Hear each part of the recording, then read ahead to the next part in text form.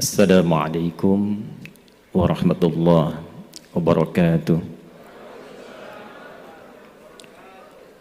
Alhamdulillahilladzi ra'al ummatal muhammadiyyata ila yaumil qiyamah wa ja'ala ulama'aha warathatal anbiya'i ila yaumin nahdah wa rabata bainahuma binuri syamsi wal adalati kasyamsi wa duhaha wal laili idza jallaha musalliyan ala nabiyil mustafa wa ala alihi al mustakmilin asy-syarafa wa ala alihi wa sahbihi ila yaumil wafa wa ba'd.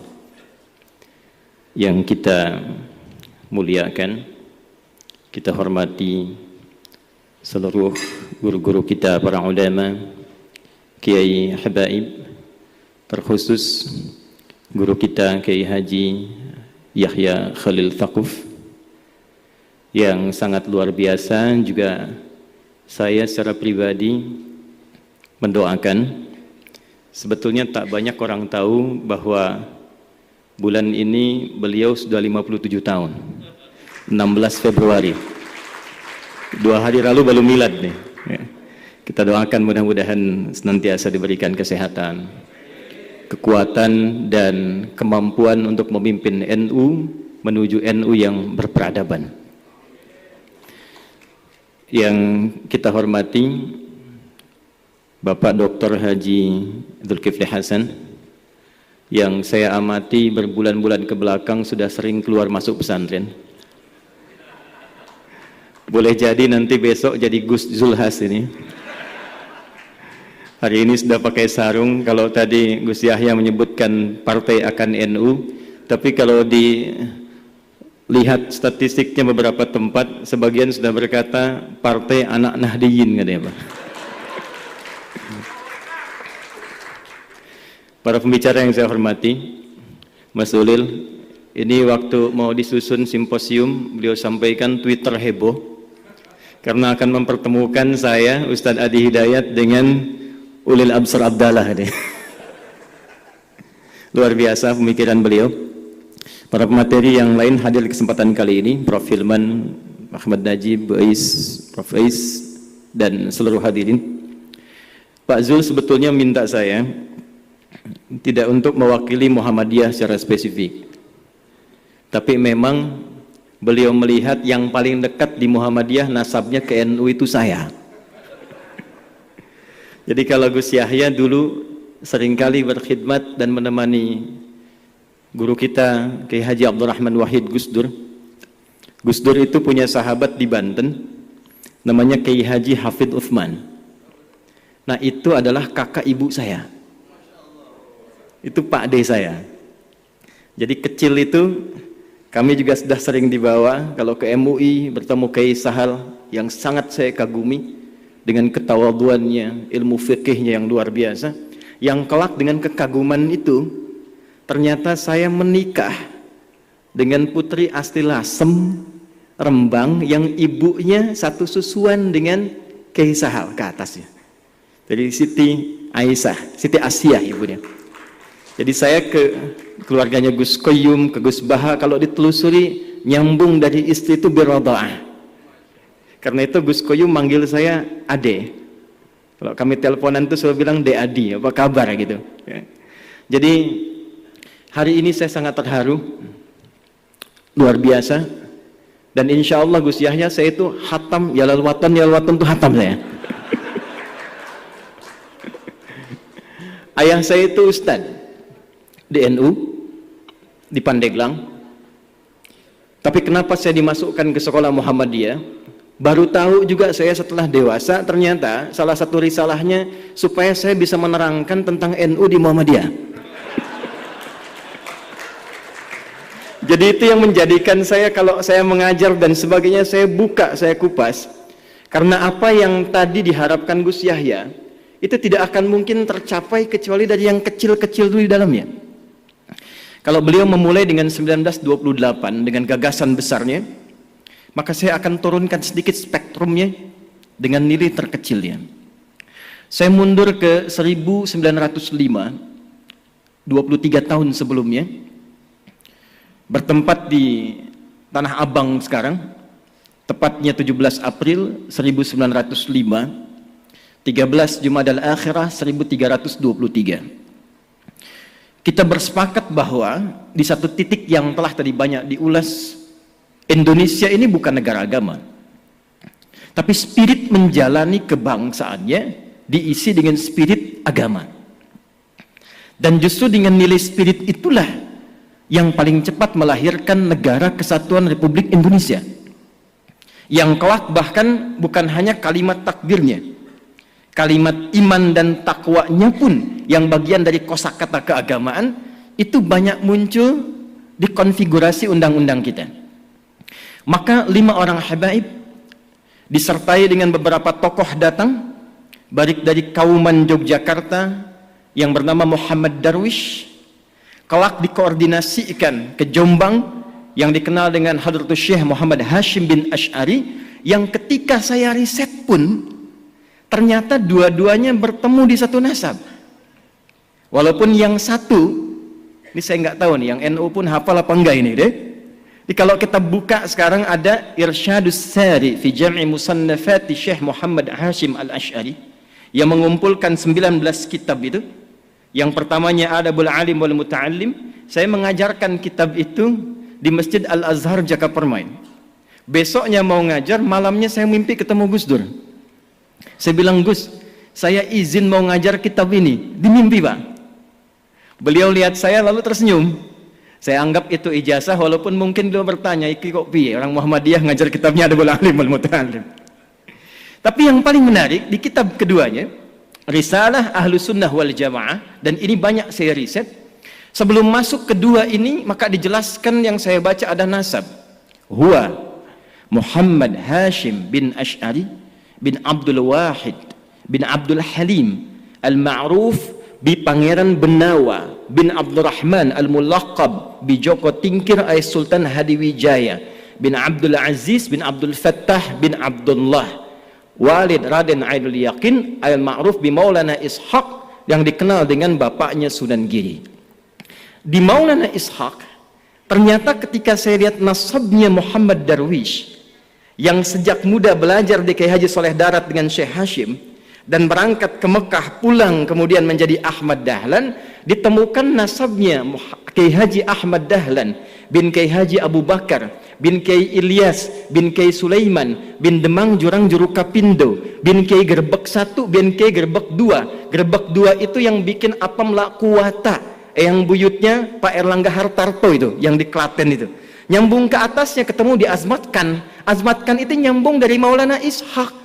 Baru nanti ke atasnya Zainal Abidin, ke Al-Husain, ke Al-Hasan, ke Ali bin Abi Thalib, suami Fatimah Az-Zahra bintu Muhammad sallallahu alaihi wasallam bin Abdullah bin Abdul Muttalib bin Hashim bin Abdul Manaf bin Qusay bin Murrah bin Kilab bin Ka'ab bin Ghalib bin Fihir bin Malik bin Nadar bin Kinana bin Khuzaimah bin Mudrikah bin Ilyas bin Nizar bin Mudar bin Ma'ad bin Adnan bin Addi bin Adri bin Muqawwam bin Nahur bin Tarikh bin Ya'rub bin Yasjub bin Nabit bin Ismail alaihi salam bin Ibrahim alaihi salam bin Azar atau bin Nahur bin Abir bin Kinan bin Arfakhshad bin Sam bin Nuh alaihi salam bin Matushalah bin Kinan bin Anwas bin Tif bin Adam alaihi salam.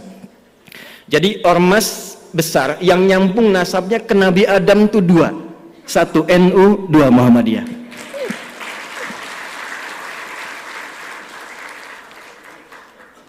Dan yang paling menarik, itu risalahnya saya temukan selalu saling melengkapi.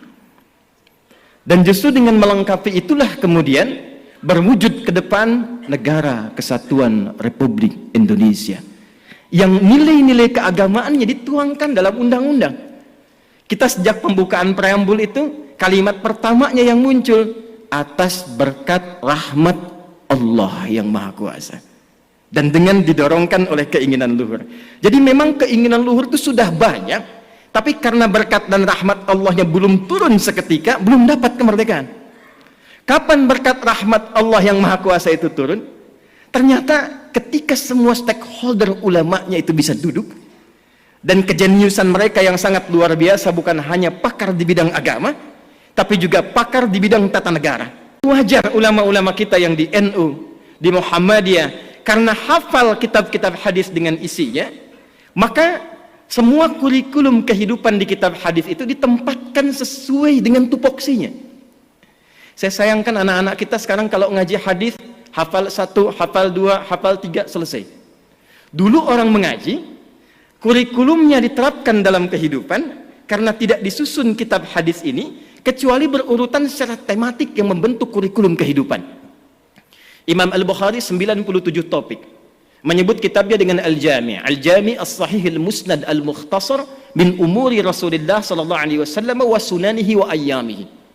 Ini kitab saya isinya tematik komprehensif, 97 topik berisi panduan dari Nabi dari kesehariannya sampai tuntunan berkehidupan. Imam Muslim membuat 54 topik diberi nama dengan sama Al-Jami'. Dan di topik ke-33 itu didapatkan Kitabul Imarah, kitab kelola tata negara. Itu hatamnya bab tentang tata negara itu menjadikan mereka bisa bertemu bukan hanya di tatanan praktikal fikih. Kitabul Buyu', siapa saudagar-saudagar yang ada pada saat itu? Yang Muhammadiyah mana? Yang NU mana?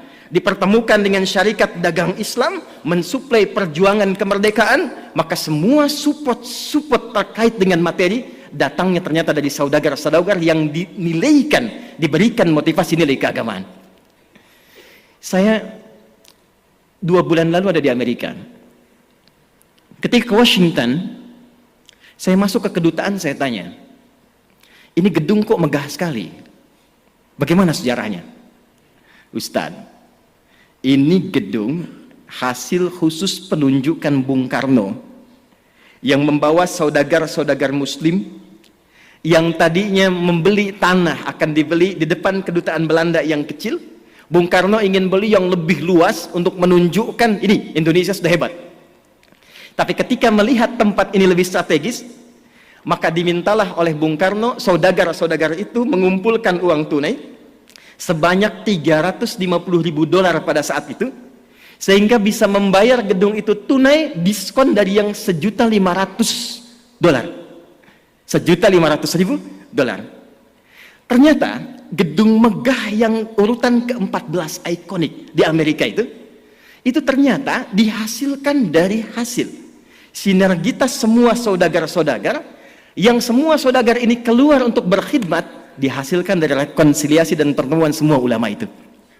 Jadi saya bisa menggambarkan saat ini, dan saya sangat terharu sekali lagi, kalaulah abad kedua Nahdlatul Ulama ini bisa kita sandingkan secara yang bersamaan dengan menyatukan semua potensi kekuatan di Muhammadiyah, Nahdlatul Ulama, dengan satu visi kemanusiaan yang tadi beliau sampaikan, tapi dimulai dari Indonesia, membangun Indonesia dari persatuan Muhammadiyah dan NU untuk menginspirasi dunia membangun peradaban. Saya punya keyakinan itu. Ya. Dan mohon izin, barangkali karena kami passionnya di fikih, saya, Gus Baha, Gus Koyum, dan yang lainnya, mungkin saya akan lebih banyak merekatkan di bidang itu. Karena problemnya begini, saya punya murid di Tripoli, saya minta mengajar ke Madura. Ditanya ke Madura, berapa jumlah umat Islamnya di sini? Dijawab di sana, alhamdulillah Pak, di sini 95% Islam. Sisanya apa? Muhammadiyah katanya. Jadi rupanya Gus Yahya, di sebagian tempat di Madura itu NU itu sudah agama gitu. 2010 Prof. Hilman, saya tugas di Mekah. Begitu saya tugas, mau masuk waktu Isya, sedang mau sholat, takbir. Imamnya Syekh Sudes, begitu takbir, dia karena Hambali, baca basmalahnya silent, langsung dia baca Alhamdulillahi Rabbil Alamin. Itu komentar pertama jamaah samping saya, iki imamnya Muhammadiyah atau ya? Muhammadiyah cabang Masjidil Haram, mana bayangkan. Lalu saya bermula kembali melihat, ternyata dulu hubungan Kiai Dahlan dengan Kiai Haji Muhammad Hashimin Asy'ari Hadratus Syekh itu tak ada masalah di fikih, di akidah pun tak ada masalah. Problemnya muncul kemudian karena ada irisan-irisan yang sesungguhnya tak ada kaitan langsung dengan fikih. Saya ambil contoh begini misalnya, Masalah tahlilan tadi. Kan bedanya NU dengan Muhammadiyah cuma di harokat saja kan? Baik. Kalau tausiah itu kan nggak panjang-panjang ya. Tausiah itu singkat, padat, selesai gitu ya. Supaya masuk ke forum diskusinya. Saya ada 3 poin untuk mengakhiri. Kedua, tadi saya katakan sebetulnya saya riset. Di fikih ini tidak jauh Pak, Bu. Tahlilan misalnya. Bedanya NU Muhammadiyah kan cuma harokat ya. NU pakai nasab, Muhammadiyah pakai rofa. Muhammadiyah jadikan isim, NU menjadikan masdar. Halala yuhallilu tahlilan. Nasab harokatnya fathah. Orang Arab tuh kan kalau bilang nasaba, dia katakan nasabar rajulu asahu alal ardi. Orang Arab tancapkan tongkatnya dengan kuat sehingga tak goyah. Harokatnya fathah membuka sesuatu. Jadi kalau tahlilnya menggunakan metode NU, tahlilannya mayatnya jadi jenazah, masuk sudah ke alam kubur, nasaba, lalu untuk memberikan Fatihah dan turunannya dibuka, kemudian menggunakan skema tahlilan. Muhammadiyah cuma pakai rofa. Rofa pas ditarik, ya ayyatuhan nafsul mutmainnah. Makanya Muhammadiyah menggunakan rofa tahlilun, NU menggunakan nasab tahlilan. Dan ternyata Kiai Haji Ahmad Dahlan tuh nggak pernah nyual itu, nggak pernah nyual. Dan saya telusuri di konfigurasi hukumnya itu, ternyata persoalannya bukan fikihnya. Ada kasus di kalangan masyarakat ingin menyelenggarakan tahlilan, ternyata tak punya materi, sehingga dia harus berhutang kepada tetangganya untuk mewujudkan tahlilan itu.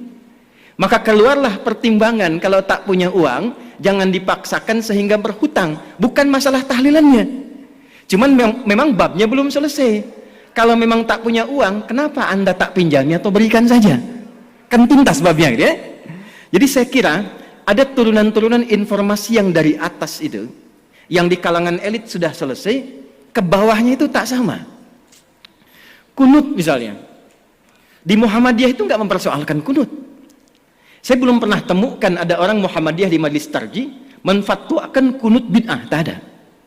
Kecuali Wahabi. Ya, kecuali Wahabi. Tak pernah saya temukan. Bahkan fatwanya yang terjadi ketika ada imamnya kunut, yang di belakang mengaminkan. Ketika imam di depan pun tak kunut, yang di belakang tak usah sujud sahwi. Jadi tataran konsep di atas itu sudah selesai. Nah, apa yang menyebabkan ke bawah itu tidak tuntas kemudian? Ya, informasi-informasi ini saya kira belum tampilnya dan disemarakkannya dakwah-dakwah seperti Gus Bah, Gus Koyum. Di Muhammadiyah ada kami, ada teman-teman yang lain. Nah, saya mungkin sarankan di semua turunan ke PWM, PWNU sampai yang ke bawah, itu yang difasilitasi untuk muncul. Karena problemnya di luar negeri itu antara faqih, alim, mufti, muballigh, da'i itu jelas. Saya usia 26 tahun, di Libya diangkat jadi amin khutbah. Boleh menentukan siapa yang khatib. Teman-teman saya yang ngaji sama saya sekarang jadi kiai semua tuh. Kiai Muhammad Imam Sofwan Yahya, menantunya Kiai Aqil Siraj. Itu teman seangkatan saya di Tripoli, ngaji bahasanya dengan saya. Kiai Nurul A'la, Pati. Kemudian ada lagi Kiai Anas Mas'udi, Kiai Muhammad Syamsuddin yang di Madura, yang duduknya kemarin dengan Gus Kautsar di Muktamar 1 Abad NU. Kemudian ada Kiai lagi yang dari Pati, Solah Ulaya. Kemudian ada lagi Tian Kamaludin. Itu teman-teman kita. Pulang dari Tripoli, kita satu generasi membangun kesepahaman, itu kalau dakwah semua sampai. Nah, saya kira yang terakhir yang ingin saya akhiri, saya pikir sudah saatnya sekarang kita tidak berbicara lagi dalam konteks perbedaan NU Muhammadiyah dalam tatanan yang disepakati, tapi sekarang babnya adalah bagaimana membangun persaudaraan yang menyinergikan sehingga gagasan-gagasan besar yang disampaikan oleh Gus Yahya tadi di depan, membangun peradaban, membangun kemanusiaan, saya kira bisa diinisiasi di bumi pertiwi ini melalui penyatuan dan sinergitas NU dan Muhammadiyah. Ya, tentu nggak akan sama semuanya. Bab rumah sakit Muhammadiyah, bab kampus Muhammadiyah. Jadi pernah ada yang tanya, berapa jumlah kampus Muhammadiyah? 157 kepada Kiai Hasyim Muzadi. Kenapa di NU nggak ada kampusnya? Kata Kiai Hasyim, santai saja. Ya selain yang Muhammadiyah punya NU semua itu. Jadi jangan khawatir, insya Allah kalau ada yang di NU masuk Muhammadiyah nggak akan jadi Muhammadiyah. Yang di Muhammadiyah bisa sekolah ke NU. Kalau semua kita saling mengisi, besok-besok insya Allah yang satu lalaran alfiyah, yang satu CDEF GABC. Yang ini kalamuna lafdun mufidun kastaqim wasmun wa fi'lun thumma harfunil kalim wahiduhu kalimatun wal qawlu am wa kalimatun biha kalamun qad yu'am bil jarri wat tanwini wan nida wa al musnadin lismi tamizun hasal bita fa'alti atat wa ya if'ali wa nunik balana ismun yamjali. Yang ini CDF GABC GABC DFIS G DFIS G ABCIS D ABCIS D FIS A FIS ABCIS dis E BCIS dis F FIS gis ais B FIS ais B cis dis ais FIS cis dis ais FIS gis ais bis cis. Ya lal watan ya lal watan ya lal watan hubbul watan minal iman wala takum minal hirman inhadu ahlal watan. Itu rumusnya pakai rumus rojaz. Mustaf'ilun mustaf'ilun mustaf'ilun mustaf'ilun mustaf'ilun mustaf'ilun. Itu 16 rumus di bahar, Pak. Al-Asma'i ngambil itu jadi sautus sofiril bulbuli hayyaja qalbi thamili al-ma'u wa zahru ma'a zahri lahdul muqali. Ditarik oleh Kiai Haji Wahab Hasbullah jadi yalawatan. Yang ingin saya katakan, betapa hebatnya orang tua kita dulu, bukan hanya pakar di bidang fikih, pakar di bidang tata negara, tapi juga pakar di bidang bahasa. Di semua aspek spektrum keilmuan bisa diterjemahkan dalam konteks aplikasi kehidupan. Saya kira itu yang bisa saya antarkan untuk meneruskan gagasan-gagasan Gus Yahya. Tapi di forum ini terakhir saya berkenan untuk menegaskan bahwa dengan adanya NU memasuki abad kedua saat ini di Surabaya ini, di kota pahlawan ini, saya kira ada narasi hebat yang penting kita sampaikan secara nasional dan internasional. Di tempat ini akan terdapat persatuan antara NU dan Muhammadiyah menuju gagasan ke depan. Terima kasih Pak Zul yang telah memfasilitasi. Mudah-mudahan beliau senantiasa sehat, mencerahkan, dan gagasan Islam tengahnya saya kira itu sangat luar biasa dan boleh kita kaji untuk ke depan. Kita tunggu masukan-masukan dan ide-ide cemerlang inspiratif dari para pembicara kita. Semoga keberkahan menyertai kita semua. Terima kasih untuk semuanya. Wallahu muwaffiq ila aqwamit thariq fastabiqul khairat. Assalamualaikum warahmatullahi wabarakatuh.